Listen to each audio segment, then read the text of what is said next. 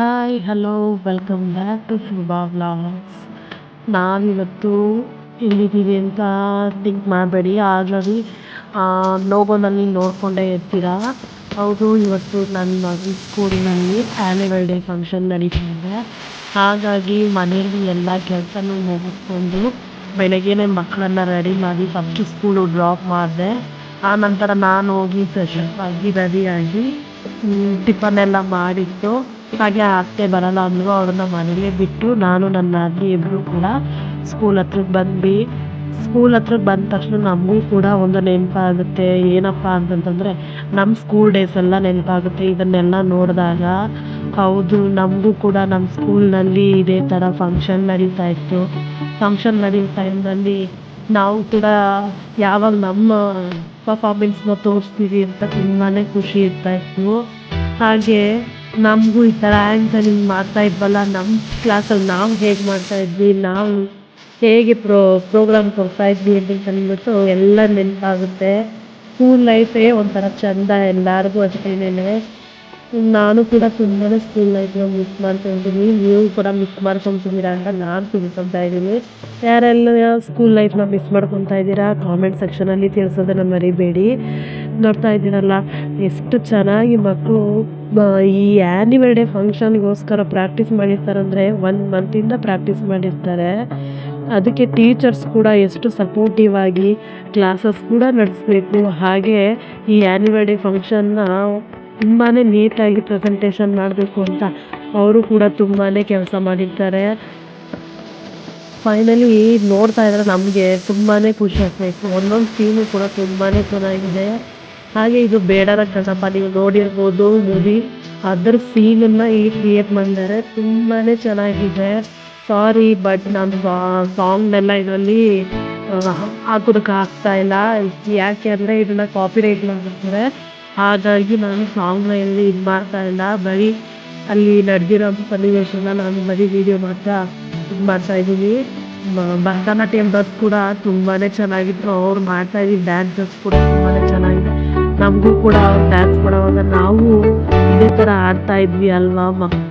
ಒಬ್ಬರು ನಮಗೆ ಕ್ಲಾಪ್ಸ್ ಹೊಡಿತಾ ಇದ್ದರೆ ಎಷ್ಟು ಖುಷಿ ಆಗುತ್ತೆ ಅಂತಂದರೆ, ಒಂದಕ್ಕಿಂತ ಒಂದು ಪರ್ಫಾರ್ಮೆನ್ಸ್ ತುಂಬಾ ಚೆನ್ನಾಗಿ ಕೊಡಬೇಕು ಅಂತಂದು ಅನಿಸುತ್ತೆ ಮಕ್ಕಳಿಗೆ. ಇನ್ನು ಗ್ಲೋತ್ ಸಿಗುತ್ತೆ. ಹೌದು, ನಾನು ಮಾಡಬೇಕು, ಇನ್ನೂ ಚೆನ್ನಾಗಿ ಮಾಡಬೇಕು ಅಂತಂದ್ಬಿಟ್ಟು. ವರ್ಷ ಪೂರ್ತಿ ಮಕ್ಕಳು ಸ್ಕೂಲ್ಗೆ ಹೋಗ್ತಾರೆ, ಆದರೆ ಆ ವರ್ಷದಲ್ಲಿ ಆ ಮಕ್ಕಳು ಖುಷಿ ಕೊಡೋ ಟೈಮ್ ಅನ್ನೋದು ಈ ಆ್ಯನ್ಯುವಲ್ ಡೇ ಫಂಕ್ಷನ್ ಟೈಮೇ. ಹೌದು, ಬೇರೆ ಫಂಕ್ಷನ್ಗೆಲ್ಲನೂ ಒಂದು 3 ಮಕ್ಕಳು 4 ಮಕ್ಕಳು ಪ್ರಾಕ್ಟೀಸ್ ಮಾಡಿ ಡ್ಯಾನ್ಸ್ನ ಪ್ರೆಸೆಂಟೇಷನ್ ಕೊಡ್ತಾರೆ. ಬಟ್ ಈ ಆ್ಯನ್ಯುವಲ್ ಡೇಗೆ ಕ್ಲಾಸಲ್ಲಿರೋ ಮಕ್ಕಳೆಲ್ಲನೂ ಕೂಡ ಪ್ರಾಕ್ಟೀಸ್ ಮಾಡಿ ಅವರು ಕೂಡ ಎಲ್ಲ ಪ್ರೋಗ್ರಾಮ್ನಲ್ಲೂ ಅಟೆಂಡ್ ಆಗಬೇಕು ಅಂತಂದ್ಬಿಟ್ಟು ಪ್ರಾಕ್ಟೀಸ್ ಕೊಡ್ತಾರೆ. ಹಾಗೆ ಈ ಕರಾಟೆ ಏನೇ ಆ್ಯಕ್ಟಿವಿಟಿ ನಡೆದಿರಲಿ, ಮಕ್ಕಳು ಇವಾಗ ಸ್ಕೂಲಿಗೆ 1 ಡೇನೂ ಕೂಡ ಅಬ್ಸೆಂಟ್ ಆಗ್ದಿರ ಪ್ರೆಸೆಂಟ್ ಆಗಿರೋದಕ್ಕೆ ಅವ್ರಿಗೂ ಕೂಡ ಪ್ರೆಸೆಂಟೇಷನ್ ಕೊಡೋದು. ಹಾಗೆ ಈ ಕ್ಲಾಸ್ನಲ್ಲಿ ಆ್ಯಕ್ಟಿವ್ ಆಗಿರ್ತಾರಲ್ವ, ಹಾಗೆ ಅವ್ರಿಗೆ ಮತ್ತು ಸ್ಪೋರ್ಟ್ಸು, ಇನ್ನು ಬೇರೆ ಬೇರೆ ಆ್ಯಕ್ಟಿವಿಟಿ ಎಲ್ಲ ಮಾಡಿರ್ತಾರಲ್ಲ ಅವ್ರಿಗೆ ಈ ಥರ ಗಿಫ್ಟ್ ಕೊಟ್ಟಾಗ ಅವ್ರಿಗೊಂದು ಇದು ಏನನ್ಸುತ್ತೆ ಅಂತಂತಂದರೆ, ನಾವು ಇನ್ನೂ ಚೆನ್ನಾಗಿ ಮಾಡಬೇಕು, ನನಗಿನ್ನ ಈ ಥರ ಪ್ರೈಸ್ ಕೊಟ್ಟರೆ ನಮ್ಮ ಮನೇಲೂ ಕೂಡ ಖುಷಿಯಿಂದ ಸೆಲೆಬ್ರೇಟ್ ಮಾಡ್ತಾರೆ. ಹಾಗೆ ನನಗೂ ಕೂಡ ಹಿಂಗೆ ಎಲ್ಲರ ಮುಂದೆನೂ ಪ್ರೈಸ್ ತೊಗೊಳೋದು ತುಂಬಾ ಖುಷಿ ಕೊಡ್ತಾ ಇದೆ ಅಂತಂದ್ಬಿಟ್ಟು ಅವರು ಕೂಡ ತಿಳ್ಕೊತಾರೆ. ಹಾಗೆ ಆ ಮಕ್ಕಳು ತೊಗೊಳೋದನ್ನು ನೋಡಿ ಕೆಲವು ಮಕ್ಕಳಿಗೆ ತುಂಬಾ ಇನ್ಸ್ಪೈರ್ ಆಗ್ತಾರೆ. ನಾನು ಕೂಡ ಇದೇ ಥರ ಚೆನ್ನಾಗಿ ಓದಿದ್ರೆ ನನಗೂ ಕೂಡ ಇದೇ ಥರ ಗಿಫ್ಟ್ಸ್ ಕೊಡ್ತಾರೆ, ಹಾಗೆ ಪ್ರೋಗ್ರೆಸ್ ಕಾರ್ಡ್ಸ್ ಕೊಡ್ತಾರೆ ಅಂತಂದ್ಬಿಟ್ಟು ಅವರು ಕೂಡ ಇದು ಮಾಡ್ತಾರೆ.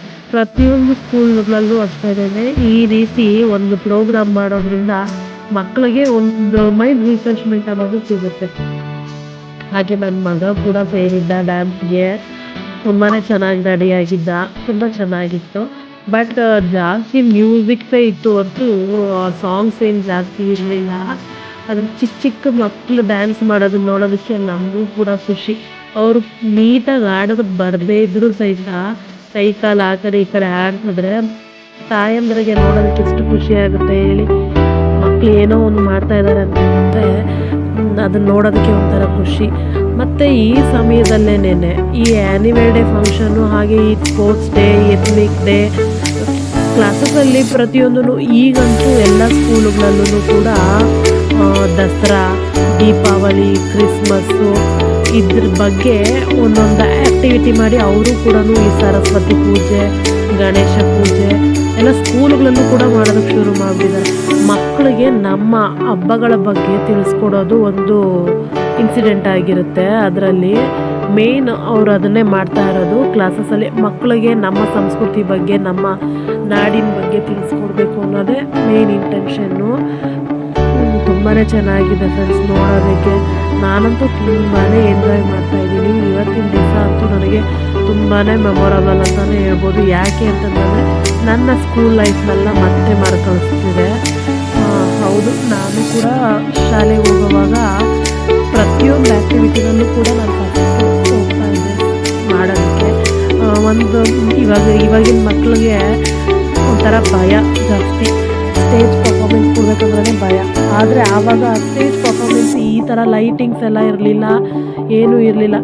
ಬೆಳಗ್ಗೆ ಹೊತ್ತೇನೋ ಒಂದು ಫಂಕ್ಷನ್ ಮಾಡಬೇಕು, ಒಂದು ಡ್ಯಾನ್ಸ್ ಮಾಡಬೇಕು, ಮತ್ತು ಕ್ಲಾಸ್ ಅಟೆಂಡ್ ಆಗಬೇಕು, ಇಷ್ಟೇ ಇರ್ತಾಯಿತ್ತು. ಆದರೆ ಈಗಿನ ಜನ್ರೇಷನ್ಗೆ ಈ ಆ್ಯನಿವಲ್ ಡೇ ಅನ್ನೋದು ಒನ್ ಡೇ ಫುಲ್ಲು ಅದಕ್ಕೇನೆ ಫಂಕ್ಷನ್ಗೆ ಮೀಸಲಾಗಿಟ್ಟಿರ್ತಾರೆ. ಹಾಗಾಗಿ ಮಕ್ಳಿಗೂ ಕೂಡ ಖುಷಿ ಕೊಡುತ್ತೆ. ಪ್ರತಿಯೊಂದು ಮಗುನೂ ಅಷ್ಟೇನೆ ಒಂದೊಂದು ಕಲೆನ ಹೊಂದಿರುತ್ತೆ.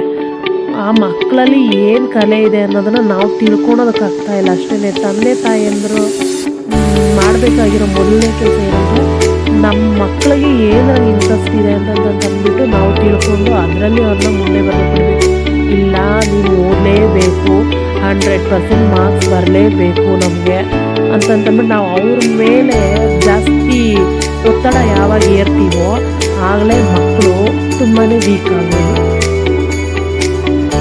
ಒಂದೊಂದು ಮಗುನಲ್ಲಿ ಒಂದೊಂದು ಥರ ಆ್ಯಕ್ಟಿವಿಟಿ ಇರುತ್ತೆ, ಒಂದೊಂದು ಮಗುನಲ್ಲಿ ಒಂದೊಂದು ಕಲೆ ಇರುತ್ತೆ. ಒಬ್ಬರಿಗೆ ಡ್ಯಾನ್ಸ್ ಮಾಡೋದು ಇಷ್ಟ, ಒಬ್ಬರಿಗೆ ಕಾಮಿಡಿ ಮಾಡೋದು ಕೂಡ ಒಂದು ಕಲೆನೇ, ಅದು ಇಷ್ಟ.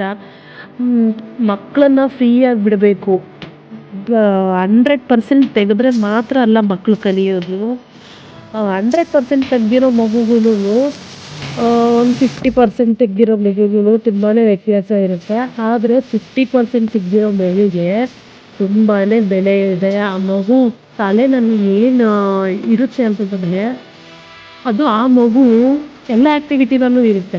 ಬಟ್ ಈ 100% ತೆಗ್ದಿರೋ ಮಗುನಲ್ಲಿ ಬರೀ ಓದು ಓದು ಓದು ಅಂತಂದ್ಬಿಟ್ಟು ಬರೀ ಓದೋದನ್ನು ಮಾತ್ರ ತಲೆ ತೆಗೆಸ್ಕೊಂಡಿರುತ್ತೆ. ಆ ಓದೋದನ್ನು ಬಿಟ್ಟರೆ ಆ ಮಗು ಬೇರೆ ಇನ್ನೇನೂ ಗೊತ್ತಿರೋದಿಲ್ಲ. ಅದೇ ಈ 50% ತೆಗ್ದಿರೋ ಮಗುನಲ್ಲಿ ನೋಡಿ, ಹೇಗಾದರೂ ಸರಿನೇ ಆ ಮಗು ಮುಂದೆ ಜೀವನ ಸಾಗಿಸುತ್ತೆ ಅಂತಲೇ ಹೇಳ್ಬೋದು. ಆದರೆ ಏನಂದರೆ ಮೇನ್ ಮಕ್ಕಳಿಗೆ ವಿದ್ಯೆ ಇರಬೇಕು. ಅದನ್ನೇ ನಾವು ಹೇಳೋದು, ವಿದ್ಯೆ ಇದ್ದರೆ ಜಗತ್ತಿನಲ್ಲಿ ಎಲ್ಲಿ ಬೇಕಾದ್ರೂ ಬರೆದು ತೋರಿಸ್ಬೋದು. ವಿದ್ಯೆನೇ ಇರಬಾರ್ದು ಅಂತ ಏನು ಹೇಳ್ತಾ ಇಲ್ಲ ನಾನು. ಹಾಗೆ ಮಕ್ಕಳು, ಹಾಗೆ ಆ ಸ್ಕೂಲ್ನಲ್ಲಿ ಓದಿರೋಂಥ SLC ಮಕ್ಕಳಿಗೂ ಕೂಡ ಹೈಯೆಸ್ಟ್ ಪರ್ಸೆಂಟೇಜ್ ತೆಗೆದಿರೋರಿಗೆ ಹಾಗೆ ಸ್ವಲ್ಪ ಮರಿ ಕೂಡ ಕೊಟ್ಟು ಅವ್ರನ್ನೂ ಕೂಡ ವೆಲ್ಕಮ್ ಮಾಡಿದ್ರು. ತುಂಬಾ ಚೆನ್ನಾಗಿತ್ತು ನೋಡೋದಕ್ಕೆ. ಆ ಮಕ್ಕಳು ಅಲ್ಲಿ ಓದಿದ್ದಾರೆ ಅಂತಂದರೆ ಆ ಮಕ್ಕಳು ಓದಿರೋದಕ್ಕೆ ಆ ತಂದೆ ತಾಯಿಗೆ ಇವಾಗ ಇಲ್ಲಿ ಪ್ರೆಸೆಂಟೇಷನ್ ಕೊಡ್ತಾ ಇದ್ದಾರೆ. ಆ ತಂದೆ ತಾಯಿಗಳಿಗೆ ಅಲ್ಲಿ ಹೋಗಿ ಅದನ್ನು ರಿಸೀವ್ ಮಾಡ್ಕೊಳ್ಳುವಾಗ ಎಷ್ಟು ಖುಷಿ ಆಗುತ್ತೆ ಅಂತಂದರೆ, ಅವರು ಈ ಒಂದೇ ಒಂದು ಡೈರಿ ಕೊಡಲಿ, ನಮ್ಮ ಮಕ್ಕಳಿಂದ ಇದನ್ನು ಬಂತಲ್ಲ ಇಲ್ಲಿ 4 ಜನದ ಮಧ್ಯದಲ್ಲಿ ನಾವು ತಗೊತಾ ಇದ್ದೀವಿ ಅಂತಂದರೆ ಅದು ತುಂಬಾ ಖುಷಿ ಕೊಡುತ್ತೆ. ಅದು ಮಕ್ಳಿಗೆ ಅರ್ಥ ಆಗೋ ಟೈಮ್ ತುಂಬ ಮುಂದೆ ಹೊರಟೋಗಿರುತ್ತೆ. ಅದಕ್ಕೆ ಮಕ್ಕಳನ್ನ ಆದಷ್ಟು ಫ್ರೀಯಾಗಿ ಬಿಡಿ. ಫ್ರೀಯಾಗಿ ಅಂತಂತಂದರೆ ಹೊರಗಡೆ ಆಡೋದಕ್ಕೆ 3 ಹೊತ್ತು ಬಿಡೋದು ಅಂತಲ್ಲ, ಅವ್ರಿಗೂ ಒಂದು ಟೈಮ್ ಕೊಡಿ. ಸ್ಕೂಲಿಂದ ಬರ್ತಾರಲ್ವ, ಒಂದು 1/2 hour ಆಡೋದಕ್ಕೆ ಬಿಡಿ, ಹೊರಗಡೆ ಆಡೋದಕ್ಕೆ ಬಿಡಿ. ಮನೆಯಲ್ಲೇ ಆದರೆ TV, ಮೊಬೈಲು, ಈಗಿನ ಲೈಫ್ ಇದರಲ್ಲಿ 90% 90 ಅಲ್ಲ 99% ಮಕ್ಕಳ ಕೈಯಲ್ಲಿ ಮೊಬೈಲೇ ಇರುತ್ತೆ. ಮೊಬೈಲೇ ಪ್ರಪಂಚ ಅಲ್ಲ, ಮೊಬೈಲೇ ಅವರ ಏಮ್ ಆಗಿರಬಾರ್ದು, ಗುರಿ ಆಗಿರಬಾರ್ದು. ಎಲ್ಲನೂ ಕೂಡ ಮಕ್ಕಳು ಕಲ್ತಿದ್ರೇನೆ ಈಗಿನ ಜನ್ರೇಷನಲ್ಲಿ ಮುಂದೆ ಬರೋದಕ್ಕೆ ಸಾಧ್ಯ. ನೋಡ್ತಾ ಇದ್ರಲ್ಲ, ತುಂಬಾ ಚೆನ್ನಾಗಿ ಕೊಡ್ತಾ ಇದ್ದಾರೆ ಫ್ರೆಂಡ್ಸ್ ಪರ್ಫಾರ್ಮೆನ್ಸ್ ಅಂತೂ. ನನಗಂತೂ ತುಂಬಾ ಇಷ್ಟ ಆಗ್ತಾ ಇದೆ. ನಾನು ನನ್ನ ಸ್ಕೂಲ್ ಲೈಫ್ನಲ್ಲಿ ನಾನು ಡ್ಯಾನ್ಸ್ ಮಾಡ್ತಾಯಿದ್ದ ಮೂಮೆಂಟ್ಸ್ ಎಲ್ಲನೂ ನನಗೆ ನೆನಪಾಗ್ತಾ ಇದೆ. ಮಕ್ಕಳಿಗೆ ಹಾಡಾಡೋದಾದರೂ ಸರಿಯೇ, ಸಿಂಗಿಂಗು, ಹಾಗೆ ಡ್ಯಾನ್ಸಿಂಗು, ಈ ಥರ ಯಾವುದಾದ್ರೂ ಒಂದು ಆ್ಯಕ್ಟಿವಿಟಿನಲ್ಲಿ, ಕ್ರಿಕೆಟು, ಫುಟ್ಬಾಲು, ಯಾವುದಾದ್ರೂ ಈ ಥರ ಒಂದು ಆ್ಯಕ್ಟಿವಿಟಿನಲ್ಲಿ ಅವ್ರನ್ನ ಮುಂದೆ ಬರೋದಕ್ಕೆ ಬಿಡಬೇಕು. ಹಾಗೆ ಅಲ್ಲಿಗೆ ಬಂದಿದ್ದು ಕೆಲವು ಗಣ್ಯ ವ್ಯಕ್ತಿಗಳು ಮತ್ತು ಆ ಸ್ಕೂಲ್ ಫೌಂಡರು ಅವರೆಲ್ಲರೂ ಮಾತಾಡಿದ್ರು. ಅವರೆಲ್ಲ ಮಾತಾಡಿದ್ದು ಒಂದೊಂದು ಮಾತುಗಳು ಕೂಡ ಮೋಟಿವೇಶನ್ ತುಂಬಾ ಚೆನ್ನಾಗಿತ್ತು, ನಮಗೂ ಕೂಡ ಇಷ್ಟ ಆಯಿತು. ಹಾಗೆ ಮಕ್ಕಳಿಗೆ ಡ್ಯಾನ್ಸ್ ಮುಗಿದಾದ್ಮೇಲೆ ಸ್ನ್ಯಾಕ್ಸ್ ಕೂಡ ಅಲ್ಲಿ ಪ್ರೊವೈಡ್ ಮಾಡಿದರು. ಪಾಪ ಅವರು ಕೂಡ ಬೆಳಗ್ಗೆಯಿಂದನೂ ಅಲ್ಲೇ ವೆಯ್ಟ್ ಮಾಡ್ತಾ ಇರ್ತಾರೆ. ಪ್ರೋಗ್ರಾಮ್ ಮುಗಿಯೋಷ್ಟೊತ್ತಿಗೆ ಆಲ್ಮೋಸ್ಟ್ 2:30 3 o'clock ಹೋಗ್ಬಿಟ್ಟಿರುತ್ತೆ. ಬೆಳಗ್ಗೆ 8 o'clock ಹೋಗಿರೋದಲ್ವ ಅವರು. ಹಾಗಾಗಿ ಅವ್ರಿಗೆ ಮನೇಲಿ ಟಿಫನ್ ತಿಂದ್ಬಿಟ್ಟು ಹೋಗಿದ್ರು ಕೂಡ ಅಲ್ಲಿ ಸ್ನ್ಯಾಕ್ಸ್ನ ಪ್ರೊವೈಡ್ ಮಾಡ್ತಾರೆ. ಈ ಡ್ರೆಸ್ಸಸ್ ಎಲ್ಲನೂ ಕೂಡ ಸ್ಕೂಲಿಂದಲೇ ಪ್ರೊವೈಡ್ ಮಾಡ್ತಾರೆ.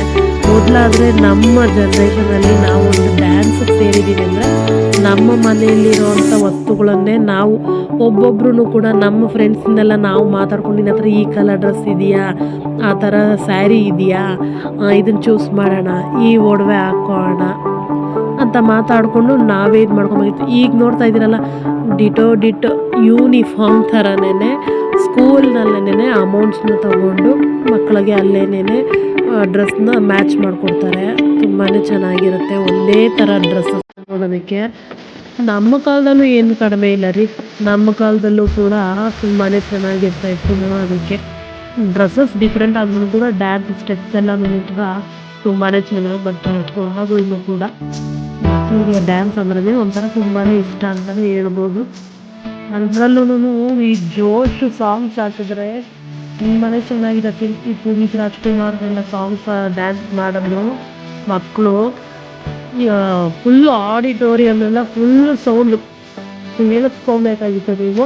ಬಟ್ ನಾನಿಲ್ಲಿ ಆಡಿಯೋ ಕೊಡೋ ಹಾಗಿಲ್ಲ, ಹಾಗಾಗಿ ನಾನು ಆಡಿಯೋ ಕೊಡ್ತಾ ಇಲ್ಲ ಅಷ್ಟೇನೆ. ತುಂಬಾ ಚೆನ್ನಾಗಿದೆ. ನೋಡ್ತಾ ಇದ್ದೀರಲ್ಲ, ಫಸ್ಟ್ನಲ್ಲೇನೆ ಪುಟಾಣಿ ಮಕ್ಕಳದು ಕೊಟ್ಬಿಟ್ರೆ ಪರ್ಫಾರ್ಮೆನ್ಸಸ್ಸು. ಪುಟಾಣಿ ಮಕ್ಕಳನ್ನ ಹೋಗಿ ರಿಸೀವ್ ಮಾಡ್ಕೊಳೋದಕ್ಕೆ ಅಂತ ಪೇರೆಂಟ್ಸ್ ಎಲ್ಲನೂ ಆಡಿಟೋರಿಯಮಿಂದ ಎದ್ದೆಲ್ಲ ಹೊರಟುಬಿಡ್ತಾರೆ.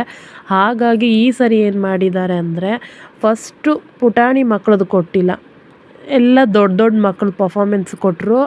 ಪುಟಾಣಿ ಮಕ್ಕಳದು ನಂತರ LKG UKG ಹಾಗೆ first standard, second standard, third standard, 4th 5th ಎಲ್ಲ ಲಾಸ್ಟಲ್ಲಿ ಕೊಡೋದಕ್ಕೆ ಶುರು ಮಾಡಿದ್ರು.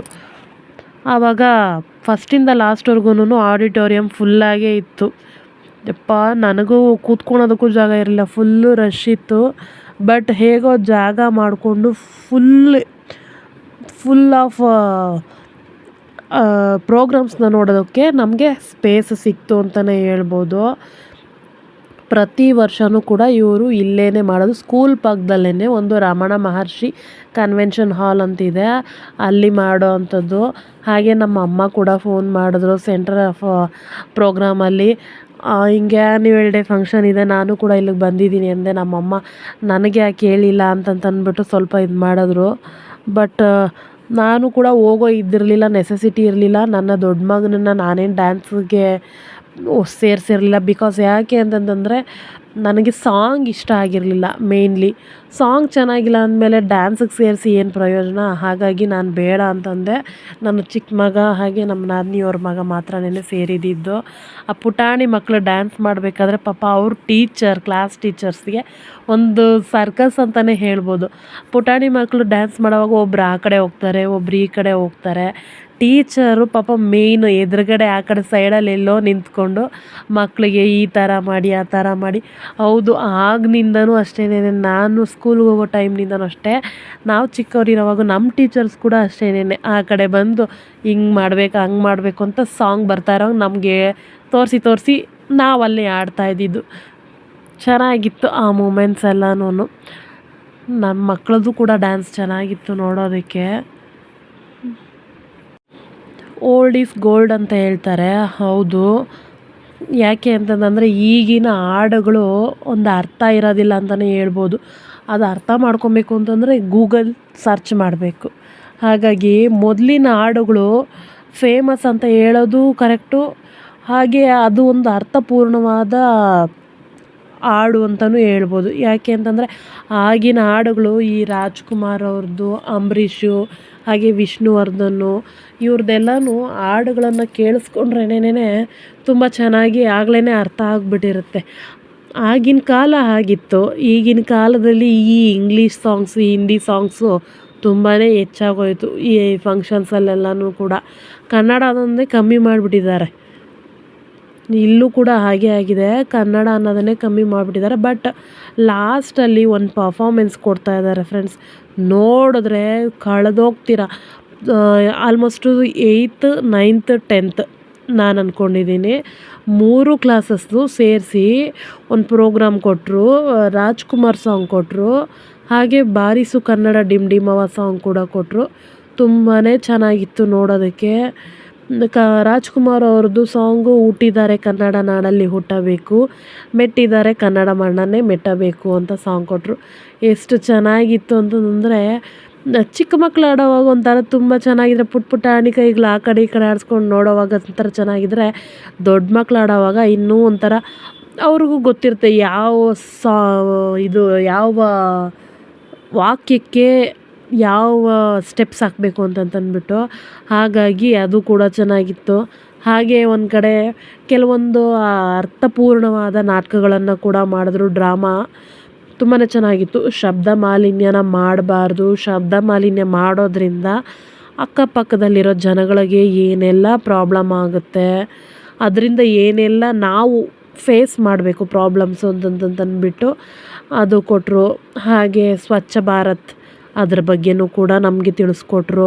ಅಕ್ಕಪಕ್ಕದಲ್ಲಿ ನಾವು ಎಷ್ಟು ಸ್ವಚ್ಛತೆಯನ್ನು ಕಾಪಾಡಿಕೊಂಡ್ರೆ ನಮ್ಮ ಆರೋಗ್ಯ, ಹಾಗೆ ನಮ್ಮ ಸುತ್ತಮುತ್ತಲಿನ ಜನಗಳ ಆರೋಗ್ಯ, ಹಾಗೆ ಈ ಸ್ಮೆಲ್, ಅನ್ನೆಸೆಸರಿ ಗಲೀಜು ಇದನ್ನೆಲ್ಲ ನಾವು ಎಷ್ಟು ನೀಟ್ ಮಾಡಿಕೊಂಡ್ರೆ ನಮ್ಮ ಭಾರತ ಎಷ್ಟು ಸ್ವಚ್ಛವಾಗಿರುತ್ತೆ, ನಂಬರ್ 1 ಪ್ಲೇಸಲ್ಲಿರುತ್ತೆ ನಮ್ಮ ಭಾರತ, ಯಾರಿಗೂ ಏನೂ ಕಮ್ಮಿ ಇಲ್ಲ ಅನ್ನೋ ರೀತಿ ಒಂದು ಡ್ರಾಮಾನ ಪುಟಾಣಿ ಮಕ್ಕಳ ಕೈಯಲ್ಲಿ ಮಾಡಿ ತೋರಿಸಿದ್ರು. ಹಾಗೆ ಈ ಶಬ್ದ ಮಾಲಿನ್ಯದ ಬಗ್ಗೆ ಸ್ವಲ್ಪ ದೊಡ್ಡ ಮಕ್ಕಳು, ಒಂದು 5th 7th ಮಕ್ಕಳ ಕೈಯಲ್ಲಿ ಮಾಡಿ ತೋರಿಸ್ತಾ ಇದ್ದಾರೆ. ತುಂಬಾ ಚೆನ್ನಾಗಿದೆ. ಬಟ್ ಅರ್ಥ ಆಗ್ತಾಯಿದೆ. ಇದನ್ನು ನಾವು ಅರ್ಥ ಮಾಡಿಕೊಂಡ್ರೆ ಈ ರೀತಿ ಡ್ರಾಮಾಗಳನ್ನು ಮೊದಲು ಹಳ್ಳಿಗಳ ಕಡೆ ಮಾಡ್ತಾಯಿದ್ರು. ಈ ರೀತಿ ಅಂದರೆ ಇದ್ರ ಬಗ್ಗೆ ಅಂತಲ್ಲ, ಬೇರೆ ಇದ್ರ ಬಗ್ಗೆ. ಆಗ ಜನಗಳಿಗೆ ಒಂದು ಎಚ್ಚರಿಕೆ ಬರ್ತಾಯಿತ್ತು, ಓ ಹಿಂಗೆ ಮಾಡಿದ್ರೆ ಹಂಗಾಗುತ್ತೆ, ಹಾಗೆ ಮಾಡಬಾರ್ದು ಅಂತಂತಂದ್ಬಿಟ್ಟು. ಹಾಗೆ ಈಗ ಕೂಡ ಕೆಲವು ಕಡೆ ಈ ಥರ ಡ್ರಾಮಾಗಳನ್ನು ಮಾಡಿ ಅಕ್ಕಪಕ್ಕದಲ್ಲಿ ನಮ್ಮ ಸುತ್ತಮುತ್ತಲಿನ ಜಾಗವನ್ನು ಎಷ್ಟು ನೀಟಾಗಿ ಇಟ್ಕೊಬೇಕು ಅಂತಂದ್ಬಿಟ್ಟು ಕೆಲವೊಂದು ನಾಟಕಗಳನ್ನು ಮಾಡಿಸಿ ತೋರಿಸಿದ್ದಾರೆ. ಸ್ಕೂಲುಗಳಿಂದನೇ ಆಗಲಿ ಮಕ್ಕಳ ಕೈಯಲ್ಲಿ ಸಂಡೇ ಟೈಮ್ ಪ್ರಾಕ್ಟೀಸ್ ಮಾಡಿಸಿ ಸ್ಕೂಲಲ್ಲಿರೋ ಪಾಠಗಳನ್ನೇ ತಗೊಂಡು ಮಾಡಿಸಿ ತೋರಿಸಿದ್ರೆ ಮಕ್ಳಿಗೂ ಕೂಡ ಅರ್ಥ ಆಗುತ್ತೆ. ಸ್ಕೂಲುಗಳಲ್ಲೂ ಕೂಡ ಅಷ್ಟೇ ಶನಿವಾರ ಟೈಮು ನಾವು ಓದೋ ಟೈಮ್ನಲ್ಲಿ ನಮ್ಮ ಶಾಲೆಗಳಲ್ಲಿ ಹೀಗೆ ಇರ್ತಿತ್ತು. ವೀಕ್ಲಿ ಒನ್ಸು ಸ್ಯಾಟರ್ಡೇ ಒಂದು ಕ್ವಿಝ್ ಮಾಡೋದು, ಇನ್ನೊಂದು ದಿವಸ ಜನಪದ ಸಾಂಗ್ಸ್ ಆಡೋದು, ಹಾಗೆ ಫಿಲಮ್ ಸಾಂಗ್ಸ್, ಕಾಮಿಡಿ, ತಿರ್ಗಿ ಆಮೇಲೆ ಕಸದಿಂದ ರಸ, ಹೀಗೆ ಕೆಲವೊಂದು ಹಲ್ವಾರು ಹೇಳ್ತಾ ಹೋದರೆ ತುಂಬಾ ಇದೆ ಫ್ರೆಂಡ್ಸ್. ಆ ಥರ ಮಾಡ್ತಾಯಿದ್ರು. ನಮ್ಮ ಶಾಲೆಗಳಲ್ಲಿ ಮಾಡ್ತಾಯಿದ್ರು. ನಿಮ್ಮ ಶಾಲೆಗಳಲ್ಲೂ ಈ ಥರ ಮಾಡ್ತಾಯಿದ್ರಾ? ಯಾರ ಸ್ಕೂಲ್ಗಳಲ್ಲೆಲ್ಲ ಈ ಥರ ಇತ್ತು ಅಂತಂದ್ಬಿಟ್ಟು ದಯವಿಟ್ಟು ಕಾಮೆಂಟ್ ಸೆಕ್ಷನಲ್ಲಿ ತಿಳಿಸಿ. ಹಾಗೆ ನಮ್ಮ ಶಾಲೆ ಸುತ್ತಮುತ್ತಿನಲ್ಲಿ ಗಿಡ ಮರಗಳನ್ನು ನೆಡೋದನ್ನು ಕೂಡ ನಾವು ಅಳವಡಿಸ್ಕೊಬೇಕು. ಅದರಿಂದ ಒಳ್ಳೆ ಆಕ್ಸಿಜನ್ ನಮಗೆ ಸಿಗುತ್ತೆ. ಅಲ್ಲಿ 1 ಮಗು 2 ಮಗು ಶಾಲೆಗೆ ಬರೋದಿಲ್ಲ. ಸುಮಾರು ಒಂದು 5,000 6 ಸಾವಿರ ಮಕ್ಕಳಿದ್ದಾರೆ ಅಂತಲೇ ಅಂದ್ಕೊಳ್ಳೋಣ. 1 to 10th ಅಲ್ವಾ? 1 to 10th ಅಂತಂದರೆ ಅಲ್ಲಿ LKG UKG ಎಲ್ಲ ಇರುತ್ತೆ. ಒಂದೊಂದು ಸೆಕ್ಷನಲ್ಲಿ ಮಿನಿಮಮ್ ಅಂತ 30 ಮಕ್ಕಳು 40 ಮಕ್ಕಳು ಅಂತಲೂ ತಗೊಂಡ್ರೂ ಕೂಡ ಇರ್ತಾರೆ. ಹಾಗಾಗಿ ಸುತ್ತಮುತ್ತಲಿನ ಪರಿಸರ ಚೆನ್ನಾಗಿಟ್ಕೊಬೇಕು ಅಂದರೆ ಅಕ್ಕಪಕ್ಕದಲ್ಲಿ 1-2 ಗಿಡಗಳನ್ನು ಮಕ್ಕಳ ಕೈಯಲ್ಲಿ ನೆಡೆಸಿ, ಆ ಗಿಡ ನಿಮ್ಮದು, ಶಾಲೆಯ ಸುತ್ತಮುತ್ತಲಿನಲ್ಲಿ ಆ ಗಿಡದ ಜವಾಬ್ದಾರಿ ನಿಮ್ಮದು, ನೀವು ಅದಕ್ಕೆ ನೀರು ಹಾಕಬೇಕು, ಅಕ್ಕಪಕ್ಕದಲ್ಲಿ ಬೇರೆ ಗಿಡಗಳು ಬೆಳೆದಾಗ ಅದನ್ನು ಕ್ಲೀನ್ ಮಾಡಬೇಕು ಅಂತ ತಿಳಿಸಿ ನೀವು ಆ ಮಕ್ಕಳಿಗೆ ಹೇಳ್ಕೊಟ್ಟು ಅದೊಂದು ಆ್ಯಕ್ಟಿವಿಟಿ ಥರ ಮಾಡಿಸಿದ್ರೆ ತುಂಬಾ ಚೆನ್ನಾಗಿರುತ್ತೆ. ಶಾಲೆಗಳ ಹತ್ರ ಅಂತಲೇ ಅಲ್ಲ, ನಿಮ್ಮ ಮನೆಗಳ ಹತ್ರನೂ ಅಷ್ಟೇನೆ. ಅಕ್ಕಪಕ್ಕದಲ್ಲಿ ಜಾಗ ಇದ್ದರೆ ಅಲ್ಲಿ ಕಸ ಕಡ್ಡಿ ಹಾಕೋ ಜಾಗದಲ್ಲಿ ನೀವೇ ಗಲೀಜು ಮಾಡ್ಕೊಳೋದ್ರ ಬದಲು ಕ್ಲೀನ್ ಮಾಡಿಸಿ ಆ ಜಾಗನ. ಮಗುವಿನ ಕೈಯಲ್ಲಿ ಒಂದು ಗಿಡನ ನೆಡೆಸಿ, ಆ ಗಿಡಕ್ಕೆ ಹೇಳಿ ನೀವು ಆ ಮಗುಗೆ, ಈ ಗಿಡ ನೀನು ಬೆಳೆಸ್ತಾ ಇದೀಯಾ, ಎಷ್ಟು ದೊಡ್ಡದು ಮಾಡ್ತೀಯೋ ನೋಡೋಣ, ಹೇಗೆ ಅದನ್ನು ಬೆಳೆಸ್ತೀಯೋ, ನಿನ್ನನ್ನು ನಾವು ಬೆಳೆಸಿದ ರೀತಿಯಲ್ಲೇ ಆ ಗಿಡ ನೀನು ಬೆಳೆಸಬೇಕು ಅಂತಂತಂದ್ಬಿಟ್ಟು ಆ ಗಿಡಕ್ಕೆ ಒಂದು ನೀರು ಹಾಕೋದೇ ಆಗಿರ್ಬೋದು, ಗೊಬ್ಬರ ಹಾಕೋದೇ ಆಗಿರ್ಬೋದು, ಪ್ರತಿಯೊಂದು ನಾವು ಮಕ್ಕಳಿಗೆ ತಿಳಿಸಿ ಹೇಳಿದಾಗ ಮಕ್ಕಳು ಓ ಇದು ನಂದು, ನನ್ನ ಜವಾಬ್ದಾರಿ ಇದು ಅಂತಂತಂದ್ಬಿಟ್ಟು ಆ ಮಗು ತಗೊಂಡು ಅದನ್ನು ಬೆಳೆಸೋದಕ್ಕೆ ಶುರು ಮಾಡುತ್ತೆ. ಆ ಮಗುಗೂ ಕೂಡ ಪರಿಸರದ ಬಗ್ಗೆ ಒಂದು ಒಳ್ಳೆ ಒಪಿನಿಯನ್ ಬರುತ್ತೆ. ಚಿಕ್ಕಂದ್ಲಿಂದನೇ ಇದನ್ನೆಲ್ಲ ನಾವು ಕಲಿಸ್ಕೊಡ್ಬೇಕು ಫ್ರೆಂಡ್ಸ್. ತುಂಬಾ ಮಕ್ಳಿಗೆ ನಾವಾಗಿ ಪೇರೆಂಟ್ಸ್ ಕಲಿಸ್ದಿರ ಬೇರೆಯವ್ರು, ಹೌದು ಶಾಲೆಗೆ ಹೋಗ್ತಾರೆ, ಶಾಲೆಯಲ್ಲಿ ಟೀಚರ್ಸ್ ಹೇಳ್ಕೊಡ್ತಾರೆ, ಇಲ್ಲ ಅಂತ ನಾನು ಹೇಳಲಿಲ್ಲ. ಟೀಚರ್ಸ್ ಹೇಳ್ಕೊಡೋದಕ್ಕೂ ಮನೇಲಿ ತಂದೆ ತಾಯಿ ಪಾಠ ಮಾಡೋದಕ್ಕೂ ತುಂಬಾ ವ್ಯತ್ಯಾಸ ಇರುತ್ತೆ. ನಿಮಗೆ ಗೊತ್ತಿರೋ ಹಾಗೆ ಮನೆಯೇ ಮೊದಲ ಪಾಠಶಾಲೆ, ತಾಯಿಯೇ ಮೊದಲ ಗುರು, ನಂತರ ಶಾಲೆಯಲ್ಲಿರೋ ಟೀಚರು ಎರಡನೇ ಗುರು ಆಗಿರ್ತಾರೆ.